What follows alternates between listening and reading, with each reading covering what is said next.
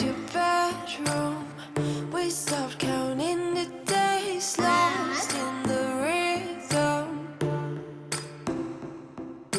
Physical silence, no need to speak a word, lay here beside me. Don't wanna move too fast, your lips on the flask, sipping on your love, sipping on your love. I never dare to ask if we're gonna last. I'm needing all your love, needing all your love. Oh, when you, oh my God, you know you're playing. Selamat pagi anak ibu. Ibu ucapkan assalamualaikum warahmatullahi wabarakatuh.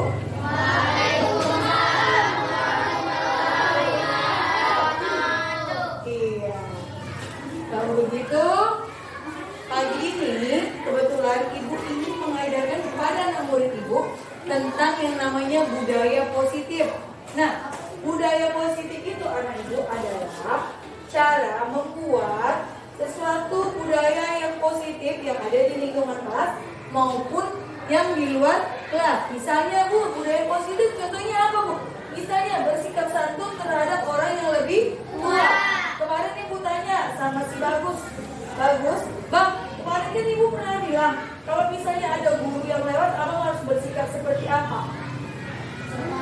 Kayak mana Bang cara misalnya kita berpapasan dengan ibu guru atau bapak guru, bagaimana kita? Nih, abang kok Bu, itu namanya perbuatan yang tidak baik, yang itu tidak mendukung budaya positif yang ada di sekolah. Bagaimana ketika kita berjumpa dengan bapak ibu gurunya, kita mengucapkan salam, kalau kita salam, selamat pagi Bu, salamkan. Kemudian kalau kita berpapasan, kita tidak boleh menantang, tapi sedikit menunduk sebagai rasa hormat. Nah, sekarang ibu mau, karena kebetulan kan, ibu mau kita bikin budaya positif dulu di kelas, ya, yang kita namakan dengan budaya positif itu adalah hal-hal yang membuat kalian menjadi lebih baik. Hal-hal yang membuat perbuatan atau kelakuan kalian di sekolah ini menjadi kelakuan yang patut dicontoh. Ya, apalagi kalian sudah kelas 6. Kalian adalah contoh teladan bagi adik-adik kelasnya. Nah, yang budaya positif itu ibu namakan, karena tujuan kita untuk kelas dulu, kita bilang adalah keyakinan kelas. Ya, keyakinan kelas. Apa yang kita yakini di kelas? Bagaimana sikap kita berada di dalam kelas? Contohnya, oh ini nanti Bang, kalau ibu yang ngomong tidak boleh di ini ya, itu adalah salah satu keselamatan kelas kita, benar nggak? Iya, kalau gurunya ngomong tidak boleh dipotong. Itu adalah perbuatan yang kurang baik, ya. Itu harus dibiasakan. Nah, keyakinan kelas kita itu ibu, anak ibu harus kesepakatan kita bersama. Ibu akan bagi sticky note, kalian buat keyakinan Bu. Keyakinan kelas seperti apa sih Bu? Kalau misalnya keyakinan kelas misalnya menghormati orang yang lebih tua atau ibu guru. Kemudian ketika kawannya melakukan persentase, kita harus menghargainya. Benar nggak? Ketika jumpa guru, kita harus menunduk sebagai tanda hormat. Itu adalah bentuk keyakinan-keyakinan di kelas maupun di sekolah kita. Kalau gitu, sekarang ibu akan membagikan sticky note ini kepada kalian satu persatu. Sudah? Bikin keyakinan kelas kalian menurut pendapat kalian sendiri, ya. Menurut pendapat kalian, sudah?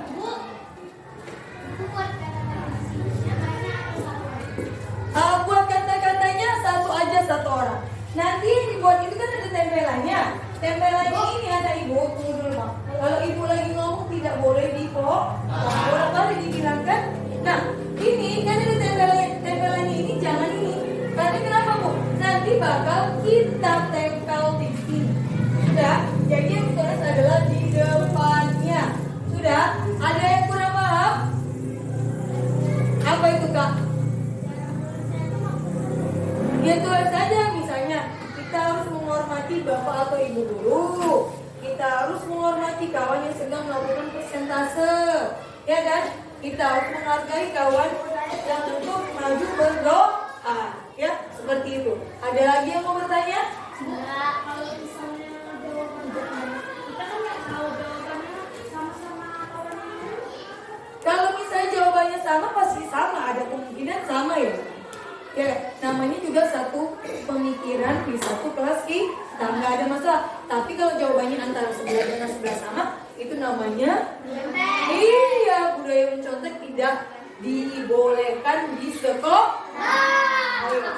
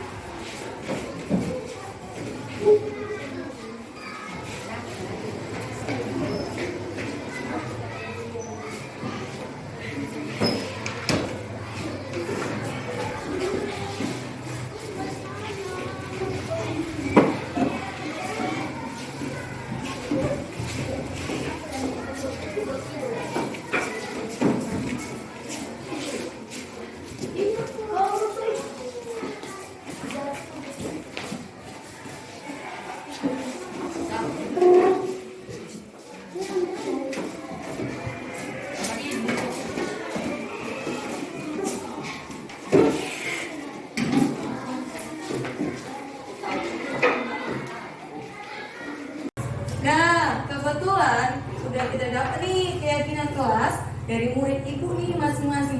Kalau begitu, ibu ingin perwakilan kita yang dari perempuan satu, putri, yang laki-laki bagus, akan membacakan ya kesimpulan dari keyakinan kelas kita. Kalau gitu, ibu panggilkan dulu kepada putri. Silakan putri. Kesimpulan dari keyakinan kelas kami, yang satu menghargai teman yang sedang melakukan presentasi, yang kedua bersikap sopan dan santun saat berbicara dengan guru, yang ketiga tidak mengganggu teman saat belajar, yang keempat tidak memicu keributan dalam kelas. Sekian kesimpulan keyakinan dari kelas kami. Lebih dan kurang saya mohon maaf. Terima kasih. Kesimpulan kami keyakinan kelas 1, hormat kepada guru. 2, tidak mengganggu teman saat belajar. 3, tidak memicu keributan dalam kelas. 4, menghormati guru dan rekan-rekan kelas. Sekian dan terima kasih. Dan ternyata anak-anak ibu sudah hebat dan luar biasa, mampu membuat keyakinan kelas sendiri. Ibu akan membacakan ulang keyakinan kelas kita. Yang pertama, menghargai teman yang sedang melakukan presentasi. Yang kedua, bersikap sopan dan santun saat berbicara dengan guru. Kemudian ada tidak mengganggu teman saat belajar, tidak memicu keributan di dalam kelas. Terus menghormati guru dan rekan-rekan kelas, tidak mencontek dalam mengerjakan tugas. Ibu harap keyakinan kelas kita ini tidak hanya berada di kelas, tetapi dalam kehidupan sehari-hari juga bisa kita laksanakan. Contohnya, menghormati itu bisa juga menghormati orang yang lebih tua, ya kan? Nah, kemudian di sini juga ada katanya tidak mengganggu teman sekolah, tidak mengganggu tetangga, tidak mengganggu teman di rumah adalah salah satu keyakinan di lingkungan masyarakat. Semoga apa yang kita yakini di kelas kita bisa kita laksanakan di kehidupan yang ada di rumah maupun di lingkungan sekolah. Nah, ya, Ibu ucapkan terima kasih karena anak Ibu sudah membuat keyakinan kelas dengan baik. Ibu ucapkan wassalamualaikum warahmatullahi wabarakatuh. Waalaikumsalam warahmatullahi wabarakatuh. Assalamualaikum warahmatullahi wabarakatuh. Waalaikumsalam warahmatullahi wabarakatuh. Pertama-tama saya ucapkan puji dan syukur kehadirat Allah Subhanahu wa taala yang mana teman-teman sekalian beserta kepala sekolah yang memberikan dukungan kepada saya untuk melakukan sosialisasi budaya positif. Nah, karena kebetulan tadi kita sudah capek mengajar, kita ice breaking terlebih dahulu ya. Nah, ayo ice breaking semuanya silakan dulu berdiri biar semangat dulu ice breaking. Ayo semua. Ayo, latihan jadi ikutin gerakannya sesuai yang ada di video.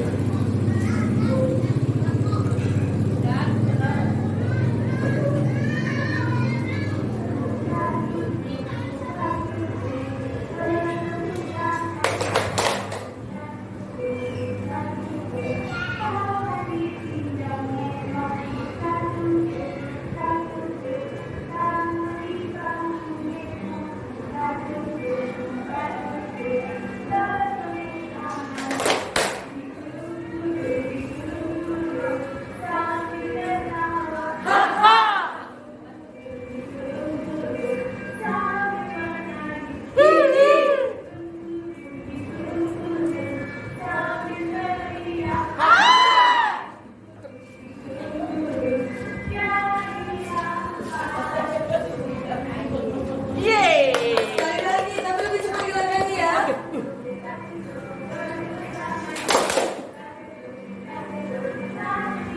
Ngek.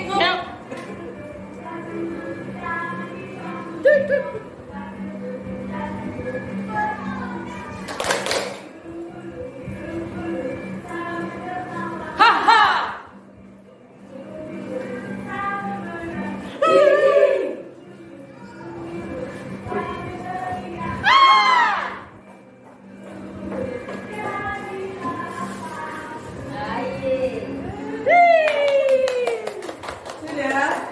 Terima kasih Ibu Michelle, silakan duduk. Nggak apa-apa. Udah. Nah, kebetulan mungkin tadi sudah ya, semangatnya sudah muncul pasti kan? Sudah. Nah, kalau seperti itu, bagaimana saya ini melatih konsentrasi Bapak Ibu karena tadi mungkin sudah capek. Saya akan menyebutkan satu kata dan 3 huruf di belakangnya. Misalnya saya bilang salam. 3 huruf di belakangnya apa? Lam. Buat kata juga. Saya tunjuk misalnya kepada Bu Yuli seperti itu. Kalau misalnya Bu Yuli tidak bisa menambahkan dalam 5 hitungan saya 1, 2, 3 atau menyebutkan katanya, maka dia akan diberikan hukuman. Ayo, bisa ya? Hukumannya adalah menyanyi. Ya, sebagai guru pasti bersemangat, apalagi guru SD harus semangat untuk bernyanyi. Ayo, sudah? Kalau gitu, kata yang pertama ya. Kebetulan kita kan SD 89.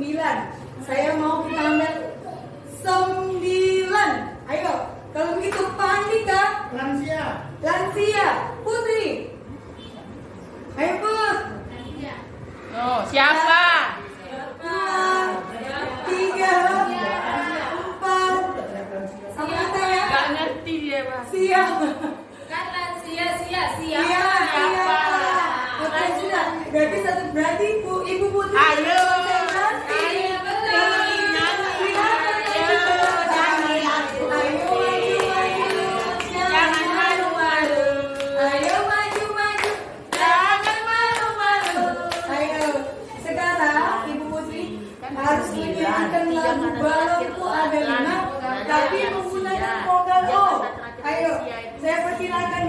nyanyikan balonku ada 5 menggunakan vokal O. Ayo.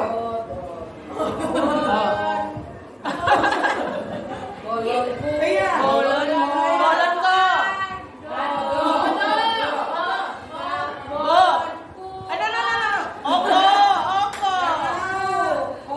Oh semua. Lomo. Iya, konsentrasi Ibu Nila. Ayo, coba dulu. Biar semangat dulu. Kita dengar. Bolon ko.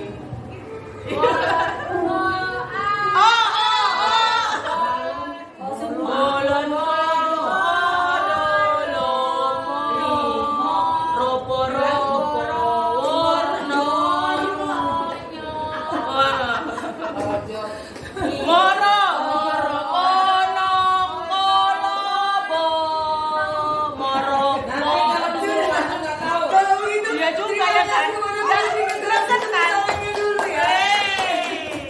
Sudah, lagi ya.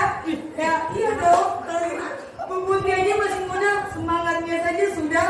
Tadi apa konsentrasinya sudah kurang ya. Kalau gitu, karena tadi sudah dari Bu Putri. Ayo Bu Putri, sebutkan satu kata, terus tunjukkan kepada kawannya biar kawannya membalas satu kata kemudian. Ayo Put. Suka hati kata apa? Hati. Mandi. Tunjuklah. Payah lah, Dek. Jangan ini. Di apa? Ayo. Ayo. Diam. Beda. Nggak sorene loh. Itu ya. Apa itu? Karena agak susah. Jadi susah ya. Coba lagi Bu Putri satu kata lagi. Ayo. Jorok. Ayo Bu. Rokok. Rokok. Iya. Itu yang semangat lanjut. Rokok. Tulis. Kok. Oh ini yang dulu bantu dia nulis konsentrasi. Rokok. Apa? Rokok. Kok, Bu. Kok. Kanya terakhir. Ya kan rokok kan nggak bisa. No. Kok. Kok.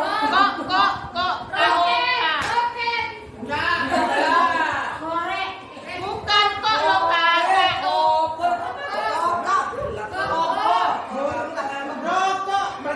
Rok. Iya, Bu. Terakhirnya huruf K. Kok.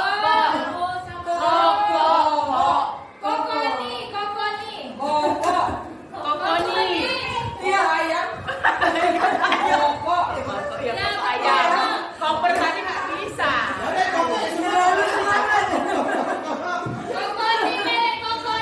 Oh iya. Nanti Kokoni. teman-teman guru sekalian selalu bersemangat untuk ya melatih Iya, konsentrasinya. saking semangatnya Tapi belajar. katanya konsentrasinya masih buyar. Oke, kalau begitu, ayo Bu Yuli, kita ke slide selanjutnya saja. Lumayan sudah ya, sudah fokus tadi ya, meskipun ada yang belum fokus. Nah, budaya positif.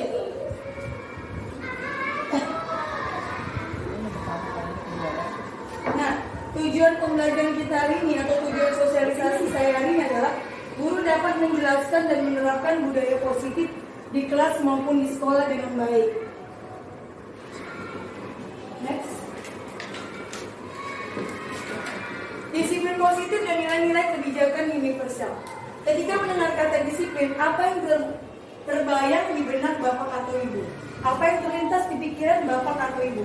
Kebanyakan orang akan menghubungkan kata disiplin dengan tata tertib, teratur, dan kepatuhan pada peraturan. Kata disiplin juga sering dihubungkan dengan hukuman. Padahal itu sungguh berbeda. Karena belajar tentang disiplin positif tidak harus dengan memberi hukuman. Justru itu adalah salah satu alternatif terakhir dan kalau perlu tidak digunakan sama sekali. Next. Nah, disiplin positif yang dikemukakan oleh Ki Hajar Dewantara atau Dian Goseng, di mana kedua pakar pendidikan mengartikan disiplin sebagai bentuk kontrol diri, yaitu belajar untuk kontrol diri agar dapat mencapai suatu tujuan mulia. Tujuan mulia di sini mengacu pada nilai-nilai atau prinsip-prinsip mulia yang dianut seseorang. kita namakan nilai-nilai tersebut sebagai nilai-nilai kebajikan yang universal. Sudah? Jadi seperti disiplin positif tadi adalah sesuatu bentuk kontrol untuk mendapat suatu tujuan mulia. Jadi rekan-rekan sejawat sekalian, biasanya kita kalau misalnya ada satu contoh murid ya, satu contoh murid itu kalau misalnya dia suka mengejek nama orang tua, benar nggak? Nah itu adalah kejadian yang memang terjadi sering, yang ngejek namanya misalnya contohnya Yuli dia mengejek nama orang tua dari kawannya. Nah kawannya kemudian mengadukan kalau misalnya kita memberikan hukuman. Nah di sini seharusnya kalau kita memicu ke disiplin positif itu tidak perlu. Jadi bagaimana kita membuat, misalnya kita buat seperti ini. Kenapa mesti marah sih bang kalau diejek nama bapaknya? Nabi Muhammad dipanggil setiap sholat, ya kan? Tuhan kita dipanggil setiap sholat. Presiden Jokowi bahkan dipanggil Jokowi. Nah kita bilang bahwasanya seharusnya kita bangga. Nabi Muhammad dipanggil setiap hari, presiden. Begitu juga dengan orang tua. Ya, kita bangga dong orang tua kita dipanggilin. Jadi perspektifnya harus dirubah ke arah yang positif. Tidak harus diberikan yang namanya hukuman. Seperti itu ya. Next. Itu adalah contohnya tadi. Kemudian kita masuk ke nilai-nilai kebajikan. Nilai-nilai kebajikan adalah nilai yang disepakati bersama, lepas dari suku, bangsa, agama, bahasa maupun latar belakangnya. Nilai-nilai ini merupakan payung besar dalam sikap dan perilaku kita, atau nilai-nilai ini merupakan fondasi kita berperilaku. Nilai-nilai kebajikan adalah sifat-sifat positif yang merupakan tujuan mulia yang ingin dicapai setiap individu. Beberapa organisasi pendidikan di bawah ini telah memiliki nilai-nilai kebajikan yang diyakini dan disepakati bersama. Salah satu nilai kebajikan yang ingin dicapai setiap anak Indonesia kita kenal dengan profil pelajar Pancasila. Next. Nah, mungkin Bapak Ibu sebagian sudah memahami apa itu profil pelajar Pancasila. Tapi saya akan mengulang kembali bahwasanya sekarang ini tujuan pembelajaran kita adalah untuk menciptakan karakter murid ya yang sesuai dengan pelajar Pancasila. Artinya apa? Beriman dan bertakwa kepada Tuhan Yang Maha Esa, berkebinekaan global, mandiri, bergotong royong, bernalar kritis dan kreatif. Nah, nilai-nilai inilah yang nanti akan kita masukkan ke dalam pembelajaran dan kita gunakan dalam kehidupan sehari-hari maupun di sekolah. Next. Nah, untuk melaksanakan disiplin positif, selain kita budaya positif, selain kita memahami disiplin positif, kita harus memahami namanya hukuman, konsekuensi, dan restitusi. Apa itu hukuman, apa itu konsekuensi, dan apa itu restitusi? Nah, sini saya akan membacakan pengertiannya. Hukuman itu bersifat tidak terencana atau tiba-tiba. Anak atau murid tidak tahu apa yang akan terjadi dan tidak dilibatkan. Hukuman bersifat satu arah dari pihak guru yang memberikan, dan muridnya hanya menerima suatu hukuman tanpa melalui suatu kesepakatan atau pengarahan dari pihak guru, baik sebelum atau sesudahnya. Hukuman yang diberikan bisa berupa fisik maupun psikis. Murid atau anak disakiti oleh suatu perbuatan atau kata-kata. Nah, ada yang dinamakan dengan konsekuensi. Kalau konsekuensi ini sudah berencana atau sudah disepakati, nah nanti saya akan memberikan contohnya ya. Di sini saya akan membaca pengertiannya terlebih dahulu. Kemudian, kalau misalnya konsekuensi itu sudah dibahas dan sudah disetujui oleh murid dan guru, umumnya bentuk-bentuk konsekuensi dibuat oleh pihak guru atau sekolah dan murid sudah mengetahuinya sebelumnya. Konsekuensi akan diterima bila ada pelanggaran.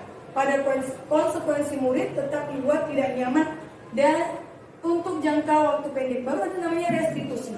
Restitusi ini nanti yang bakal kita pahami ya Bapak Ibu. Restitusi adalah proses penciptaan kondisi bagi murid untuk memperbaiki kesalahan mereka sehingga mereka bisa kembali pada kelompok mereka dengan karakter yang lebih kuat. Next.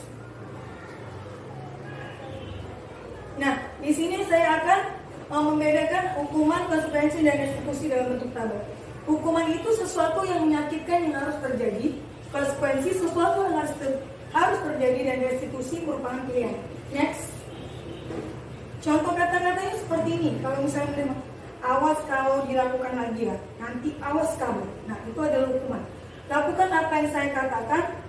Untuk restitusinya, apa hal ini yang sesungguhnya ingin kamu lakukan. Nah, Ini adalah pembahasan tentang pengertiannya. Sebagai satu contoh ya Bapak Ibu. Misalnya, kita kan punya namanya peraturan di sekolah yaitu memakai sepatu berwarna hitam. Nah, ketika kita memberikan hukuman, ini bentuk hukuman. Misalnya saya contohkan, copot sepatumu. Hari ini kamu tidak boleh pakai sepatu. Nanti kalau pulang baru kamu ambil. Nah, itu adalah bentuk hukuman. Nah, artinya dia tidak satu arah, hanya dari guru. Kemudian namanya ada tadi saya bilang konsekuensi. Kalau konsekuensi itu sudah disepakati. Misalnya di dalam kelas nanti siapa yang nggak pakai sepatu berwarna hitam, ya akan mengutip sampah sekitar 20 sampah. Nah, itu adalah konsekuensi. Jadi, Bang, karena abang tadi nggak pakai sepatu berwarna hitam, nah itu konsekuensi ya. Kita tanya, ya berarti sudah disepakati bahwasanya siapa yang tidak memakai sepatu hitam akan mendapat hukuman seperti mengutip sampah. Itu restitusi. Juga didiskusikan dulu kan? Iya, sudah diskusikan Bu antara guru. Jadi misalnya di dalam kelas nanti kalau misalnya bahkan sebagian ada yang istilahnya denda ya Bu, tapi sebenarnya itu tidak boleh dilakukan.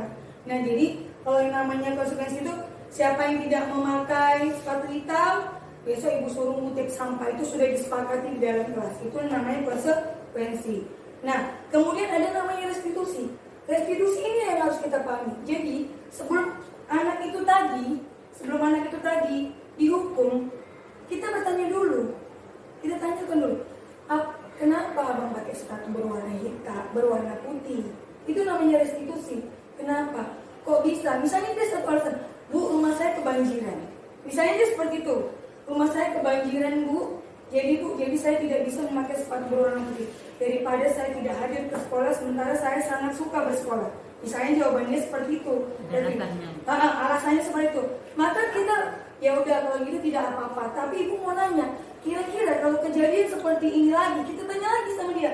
Kalau kejadian seperti ini lagi, apa yang abang bakal lakukan? Nah, pasti kan sesuatu namanya kebanjiran. Kita bertanya sama dia, apa yang bakal abang lakukan? Oh, misalnya dia jawabnya gini, Bu, misalnya saya melakukan seperti ini dan sepatu saya basah dan tidak ada mengantinya, saya akan melakukan ibu terlebih dahulu. Saya akan menjelaskan bahwasanya Bu, saya mau datang ke sekolah, tapi sepatu saya berwarna putih. Bagaimana Bu? Baru guru memberikan solusi. Nah, setelah itu ketika nanti di dalam ruangan atau di dalam kelas, misalnya, Bu, si bagus pakai sepatu berwarna putih, guru bisa menerangkan. Ya, Solusi guru Iya. sama anak tadi bagaimana? ya solusi. Sekarang kita nggak solusi guru, kalau bisa murid. Itulah restitusi. Kalau seperti murid yang berdiri di situ kemarin ditanya, kenapa kamu tidak pakai seragam? Kenapa kamu sepatunya nggak warna Nah, hitam?" itu kebetulan ada namanya si Sukri, ya kan? Dulu. Iya.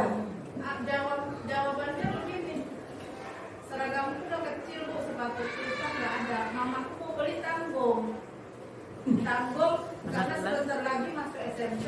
Alasan pertama, yang kedua belum ada duit. Jadi mana solusinya? Sebenarnya Bu, kita namanya sebagai seorang guru ya, kita memang nggak bisa memaksakan apalagi materi.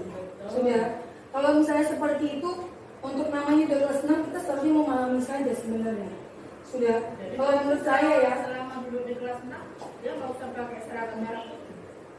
pakai seragam tapi berwarna, istilahnya kita pun bisa minta bantuan kepada kawannya. Misalnya ada kawannya yang bajunya mungkin kebesaran, namanya kan kalau masalah ceritanya di materi kita nggak bisa memaksakan juga gitu. Makanya kita tanya sama dia, wah solusinya gimana? Kalau misalnya nggak ada juga caranya, kita tanya ke orang tuanya. Nah, kita tanya ke orang tuanya, itulah solusinya. Bagaimana ini Bu? Kenapa naik seperti ini? Peraturan kita seperti ini. Nah, makanya tadi saya bilang restitusi itu adalah bagaimana kita membuat anak itu mencari solusi sendiri atas permasalahannya. Nah, kalau misalnya memang ya Bu, kalau misalnya ada memang satu murid itu yang nggak bisa kita bilangi, jujur seperti Bu Lis bilang tadi kan, misalnya dia udah nggak usah lagi dibilangin, katanya tutor kan nggak usah capek, nggak usah terlalu kita beban. Oke? Selama kita sudah pelaksanaan dan kita sudah menjadi guru yang profesional dan bijak, sudah, ya udah, kita biarkan saja dia. Karena nanti kita yang sakit, seperti itu. Agak-agak kesel. Ya memang Bu, tapi Soalnya kejadiannya 2 kali dijumpai gitu kan. Minta tanya, dia minta terus supaya sepatunya jangan ini belum ada uang. terus beli bajunya besaran. Tapi setiap pulang sekolah, ibu berdiri di situ, dia sama mamanya masuk ke rumah makan gitu. Doyan makan. Berarti kan Makanya uangnya ada. ada perlu panggilan orang tua lagi gitu. Iya, makanya Niatnya perlu kasih kasihan ibu. nggak ada. Iya, bisa juga seperti yang dibilang sama ibu. Nah, itu tadi restitusi ya. Sudah paham ya antara hukuman, konsekuensi, dan restitusi. Yang perlu kita pahami itu di restitusi. Restitusi itu yang bisa memudayakan budaya positif di sekolah. Mungkin untuk sekarang ini kita memang belum laksanakan karena belum terlalu paham. Karena memang cerita budaya positif ini hanya ada di calon guru penggerak. Makanya harus disosialisasikan kepada rekan sejawat. Next. Nah,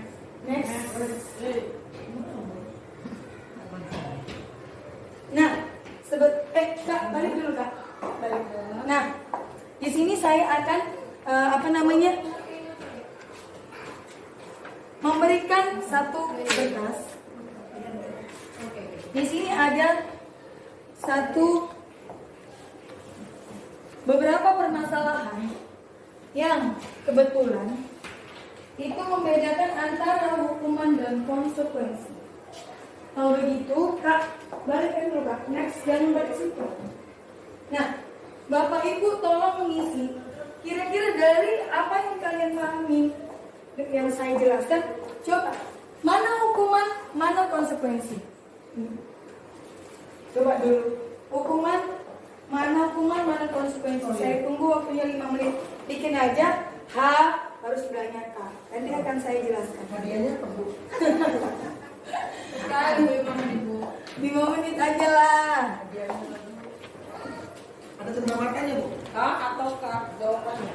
Hukuman atau konsekuensi, Bu? Hukuman ke Atau itu aja buat ya. Iya, bikin aja H atau K. Nanti saya akan bikin di next selanjutnya itu jawabannya biar paham.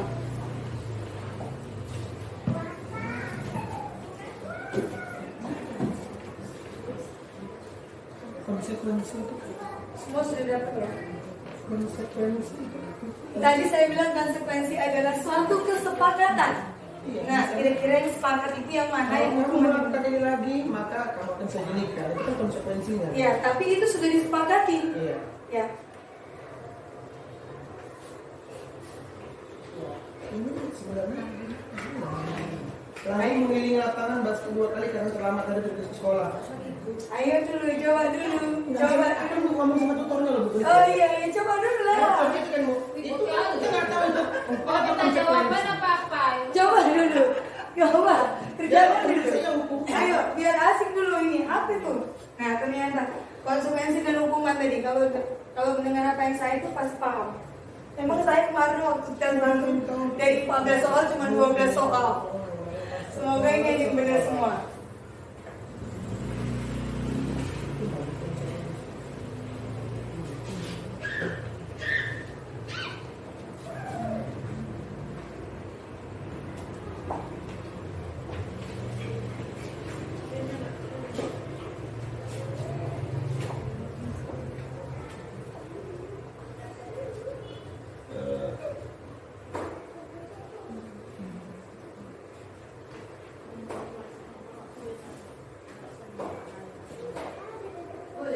Masuk, Mak. Satu lagi ya Bu ya, kasih di sini. Apa ya? Saya tadi kan masih 17, satu lagi ke sini. Ulangan tidak pas 37. Apa aja sekarang? Bukan lapor, apa ini lapor?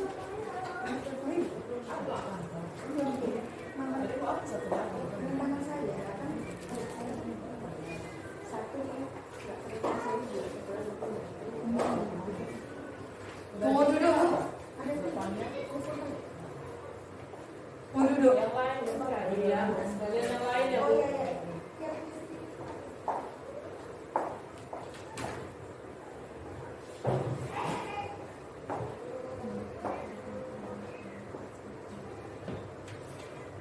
Ini konsekuensi semua. Siap? Gak usah, dengar aja situ Oma.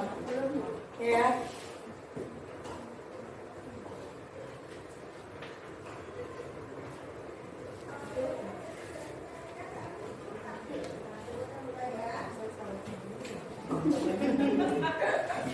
Ayo kita lihat ya. Ini pada konsentrasi nggak tadi dijelasin. Nah. Sini Bu.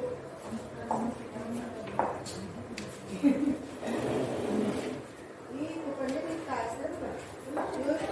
Nggak apa-apa, cuma ini aja ya. Aku suka ada lagi, cuman saya cuma penasaran juga nih kira-kira jawabannya gimana nih gitu. Karena saya pun benernya cuma 12. 14. Iya.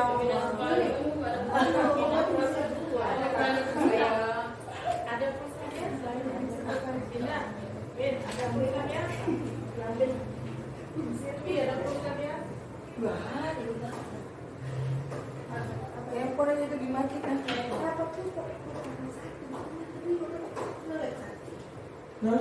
Oke, sudah? Oke, kalau gitu ayo next jawabannya. Coba periksa sendiri.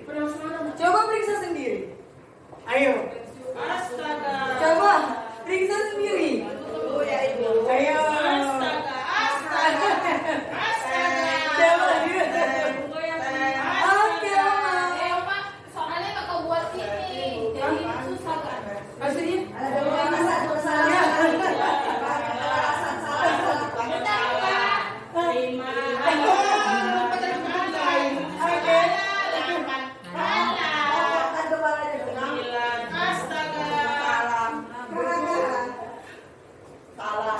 Yes. Berapa, Pak? 1. Oke, mantap. Berarti konsentrasi tadi ya. Cuma benar 6. Oh iya. Aku salah. Salah berapa? 2.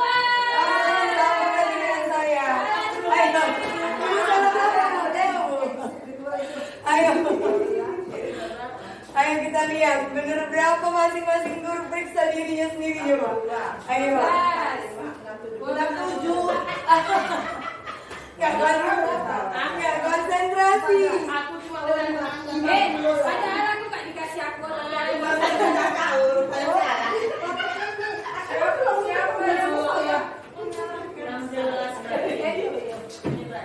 Udah berapa boy?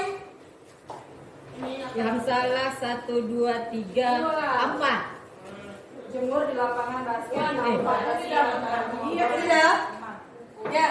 Mencatat 100 Tiga, kali tiga, di dalam tiga. buku kalimat. Saya tidak akan terlambat lagi. 1, 2, 3. Sebenarnya kalau kita melihat dari soal ini, konsekuensi itu yang hukumannya tidak terlalu berat. Paham? Kalau misalnya dilihat, lari mengelilingi lapangan itu cukup berat, makanya dibikin hukuman. Kemudian membersihkan coretan. Kalau misalnya dia sudah membuat coretan, otomatis konsekuensinya dia harus membersihkan coretan. Kemudian murid diminta push up, jelas hukuman. Nah, ya kan berat kan? Menggantikan kertas tugas yang dicoret, konsekuensi, jelas. Berjemur di lapangan, jelas hukuman. Ya, kemudian murid diminta bertelanjang kaki, itu hukuman. Ya, bertelanjang kaki sepanjang hari. Tadi kan saya bilang, buka sepatumu. Buka sepatumu. Nah, itu adalah hukuman. Kalau konsekuensi mungkin kutip sampah kamu ya kak, karena sepatumu berwarna putih. Iya, terus ya berarti sudah paham ya apa yang membedakan hukuman dengan konsekuensi. Mana? Pipi bilang yang berat itu market ya. Maksudnya seperti ini, misalnya tidak memakai sepatu itu cukup berat teman. Dia mempermalukan ya. Kalau tadi ibu jawab karena pakai logika. Logikanya gimana? Gini, misalnya dia apa? Melek. Kan dia yang buat kotor. Iya. Jadi logikanya dia yang harus bersihkan. Dia terlambat ya udah dapat tidak akan terlambat lagi. Jadi kita Bapak Ibu guru hebat kita ya. biar tahu nomor rekeningnya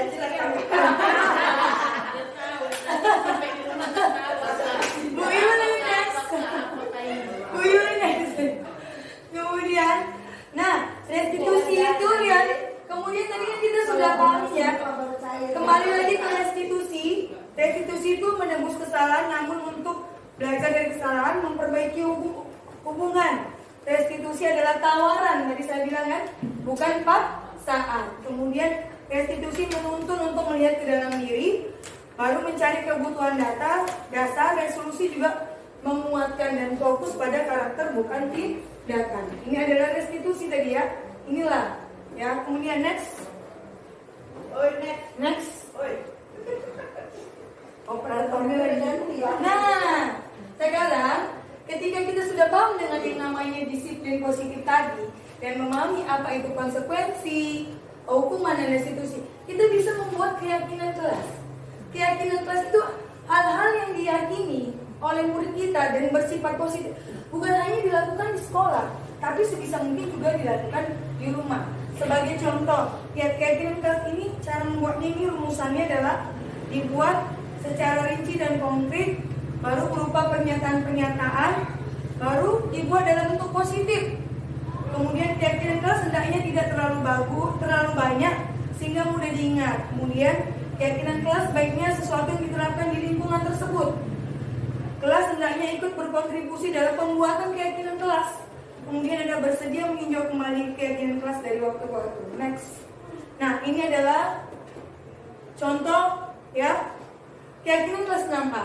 Mungkin untuk sekarang, karena kebetulan saya mempunyai murid yang luar biasa, meskipun saya sudah buat keyakinan kelas, tapi belum terlaksana dengan maksimal. 30% pun masih sulit. Sudah? Nah, keyakinan kelasnya seperti ini. Bertanggung jawab mengerjakan itu. Nah, bersikap jujur saat belajar. Ini merupakan keyakinan kelas, bukan peraturannya. Kalau peraturan kan memakai sepatu putih, memakai seragam. Ini adalah bentuk keyakinan kelas. Menghargai guru dan teman saat melaksanakan presentasi. Banyak kan kalau misalnya murid-murid kita, ketika guru pun masih berbicara, dia sudah menyerah. Nanti kalau misalnya kita dapat bilang, tapi kita sudah sepakat bahwasanya setiap guru berbicara tidak boleh dipotong. Ini karena kita sudah memiliki keyakinan kelas. Kemudian ada bersikap sopan dan santun saat berbicara dengan guru. Saya sudah punya murid yang namanya ketika saya pun bersikap sopan, memang nada suaranya, wah, ada kayak gitu. Nah itu adalah murid saya bagus. Tapi saya nggak mau capek, nggak mau mikirinnya lagi. Sudah biarkan saja. Kemudian tidak mengganggu teman saat belajar, ya. Nanti terus tidak memicu keributan di dalam kelas. Kalau bisa keyakinan kelas ini tidak hanya diterapkan di sekolah, tapi jadi keyakinan dalam diri dia. Bahwasanya bersikap santun itu bukan hanya kepada guru, tapi kepada orang di luar, kepada orang tuanya. Bersikap jujur, ya jujur dalam apa-apa. Misalnya ditanya mamanya, udah mengerjain PR, nah itu adalah di sini lah dia. Misalnya keyakinan kelas itu adalah sesuatu yang positif di dalam diri dia, yang bisa ditanamkan dia dalam kehidupan di kelas, bahkan di rumah. Next, itu adalah bentuk keyakinan. Kalau bisa nanti di semester 2 bisa dibuat untuk di kelasnya, baru ditempel keyakinan kelasnya. Baik Bu, dia berarti kasih lembar Bu ya. Kasih lembar. Ya Bu. Ya keyakinan kelas kan sendiri-sendiri, masa sama kelas lain. Iya, keyakinan kelas itu masing-masing. Ada Sama keyakinan kelas. karakter muridnya kan Iya, berbeda-beda. benar. Ada patokannya. Nah, Ada dari situ. Nah, untuk kemudian, Konsentrasi. iya, untuk membudayakan budaya positif, kita harus juga memahami 5 kebutuhan dasar manusia. Yang di sini adalah 5 kebutuhan dasar manusia kita terapkan ke murid yang pastinya. Yang pertama bertahan hidup, ya. Pasti setiap murid membutuhkan makan, minum, ya kan? Kemudian kasih sayang dan rasa terima kasih. Nah, kadang ada murid yang merasa terkucilkan. Nah, bagaimana kita mengajar dia inilah nanti. Kemudian ada kebebasan, kesenangan dan penguasaan. Nah, kalau misalnya ada murid ya yang dia lebih ke penguasaan, banyak yang murid penguasaan, sini. Nah, seperti itu kan. Nah, itu jangan, kalau bisa mungkin jangan diterapkan di kelas, tapi lebih ke misalnya kita bikin ekstrakurikuler. Orang yang punya penguasaan cocoknya adalah sebagai kepalanya, kepala misalnya jadi sepak bola itu apanya, kaptennya. Nah, itu diarahkan ke situ, ke arah yang positif. Nah, kemudian ada namanya kasih sayang dan rasa diterima. Ada murid loh yang merasa dia dikucilkan, ada yang dia diem. Bagaimana kita buat kelompok ya supaya dia bisa bersosialisasi dengan baik terhadap kawannya. Nah, Seperti murid Ibu Winda. iya, benar. Jadi jika kita bisa Putri Ana, memberikan, ya? hah? Gimana? Gimana ada murid Ibu Winda seperti itu? Ada? Ada. Sering-sering diajak. Kalau begitu nanti kalau misalnya nggak bisa juga, kalau tidak bisa juga kita bisa panggil. Kita panggil, kita tanyakan secara personal. Apa yang menjadi Nanti lagi kita pahamin ya. Ini kan untuk kebutuhan nanti restitusinya. Kita pelaksanaan restitusinya. Jadi intinya, ketika kita memahami kebutuhan dasar anak-anak, ya, maka kita bisa mencari solusinya. Ya, seperti tadi, dia maunya kebebasan, dia maunya penguasaan. Kita bisa cari solusinya. Seperti sebenarnya kayak Bagus itu. Coba Bapak Ibu kan paham Bagus. Menurut Bapak Ibu, si Bagus itu kebutuhan dasar apa sebenarnya yang mau dia itu kan? Mungkin dia kurang kasih sayang sama orang tua, bisa jadi. Kurang kasih sayang dan rasa diterima. Tapi ketika dirangkul pun dia tetap melakukan penguasaan terhadap kelas. Kalau sudah seperti ini, ya sudah, kita jangan capek-capek pikirkannya, ya kan? Bukan dari sekolah Iya. kasih sayang sama keluarga dia. Iya, sudah. Bahkan saya kan sudah tanya sama mama ibu, ibu itu adalah cobaan ibu sebagai guru dibilangnya. Dan Bagus itu adalah cobaan saya sebagai orang tua. Dan di situ saya juga nggak bisa bercanda. Nah, Karena ayahnya pun kan nggak ada di rumah. itu dari Next, sedikit lagi sepertinya ya Bu Yuri. Next. Nah, jadi tadi sudah saya jelaskan. Next aja, apa itu kebutuhan dasar manusia. Baru, nah sekarang kita juga harus memahami sebagai guru itu kita memiliki 5 posisi kontrol, ya. Yang pertama adalah penghukum, yang kedua pembuat rasa bersalah, yang ketiga kita sebagai teman, yang keempat pemantau, yang kelima manajer. Yang seharusnya yang kita laksanakan itu adalah teman, pemantau, dan manajer. Nah, saya akan menjelaskan posisi guru sebagai penghukum. Bahwasanya seorang penghukum bisa menggunakan hukuman fisik atau maupun verbal. Misalnya gini, patuhi aturan saya atau awas. Nah, itu adalah bentuk kata-katanya. Kemudian kamu selalu saja salah. Itu rupanya bentuk penghukum. Kemudian ada pembuat rasa bersalah. Pembuat rasa bersalah akan menggunakan keheningan yang membuat orang lain merasa tidak nyaman, bersalah atau rendah diri. Ibu sangat kecewa sekali dengan kamu. Berapa kali Bapak harus memberitahu kamu ya? Nah, itu adalah pembuat rasa bersalah. Ini sebisa mungkin tidak kita buat. Ya. Posisi kontrol yang sebaiknya kita buat ini. Tapi lebih bagus lagi adalah iya, yang lebih bagus adalah kita sebagai posisi manajer. Kemudian ada teman. Guru pada posisi ini tidak akan menyakiti murid, namun akan tetap berupaya mengontrol murid melalui persuasi. Persuasi itu adalah penguatan karakter murid itu sendiri. Baru, ayo bantulah demi Bapak ya. Nah, ayo kerjakanlah. Ayo jangan ribut, nanti kepala sekolah lewat, nanti ibu yang dimarahin. Bisa juga seperti itu. Kemudian, ayo ingat tidak bantuan Bapak selama ini. Nah, ini adalah bentuk sebagai teman. Kemudian ada pemantau, berarti mengawasi. Peraturannya apa? Kenapa masih dibuat seperti ini? Nah, itu adalah bentuk pemantau. Kemudian manajer, posisi di mana guru berbuat sesuatu bersama dengan murid. Ya, tadi seperti kesepakatan tadi atau keyakinan kelas. Kemudian murid mempertanggungjawabkan perilakunya, mendukung murid agar dapat menemukan solusi atas permasalahan sendiri. Restitusi, benar nggak yang tadi saya bilang? Bahwasanya murid mempersilahkan murid mempertanggungjawabkan perilakunya, mendukung murid agar mendapatkan solusi atas permasalahannya sendiri. Apa yang kita yakini, kita kembali lagi. Misalnya gini, tadi ada yang presentasi tadi, tapi gurunya lagi ngomong atau kawan lagi ngomong, dia mematahkan. Nah, kita bilang, Bang, kita kan sudah punya kesepakatan kelas atau keyakinan kelas. Coba dulu, apa keyakinan kelas kita yang sudah kita sepakati? Tidak boleh. Nah, tidak boleh menyela. Kembali lagi ke keyakinan ke kelas. Next. Nah, sedikit lagi ya. Segitiga restitusi. Nah, dalam pelaksanaan segitiga restitusi ini ada 3 yang harus kita pahami. Yang pertama adalah menstabilkan identitas, kemudian validasi tindakan yang salah, menanyakan keyakinan. Nah, sebagai guru, pertama kali misalnya ada satu murid, Seperti tadi saya kan si Febri contoh ya. Febri memang adalah murid yang paling pintar. Benar. Tapi suka sekali memberikan contekan. Baik ketika ujian maupun ketika tidak ujian. Kita bisa bikin segitiga restitusinya. Pertama kita tanya. Nah, kita tanya, Febri, kamu tahu nggak kamu ibu panggil kemarin apa? Nah, kita tanya, nggak tahu. Kalau misalnya dia nggak tahu, kita kasih tahu. Nah, baru kita jelaskan, kamu bukan salah satu-satunya orang yang pernah melakukan kesalahan. Jadi kamu tidak perlu tahu. Kemudian kita validasi tindakan yang salah. Kalau misalnya kita punya modulnya, kata-katanya bahkan sudah ditulis. Ini hanya sebagian kecilnya saja. Validasi tindakan. Kamu tentu punya alasan. Baru kita tanya, kenapa kakak kasih contek ke kawannya saat sedang ujian? Kita tanyakan. Pasti dia kan punya alasan terus. Kemudian, adakah cara yang lebih efektif untuk mendapatkan yang kamu butuhkan?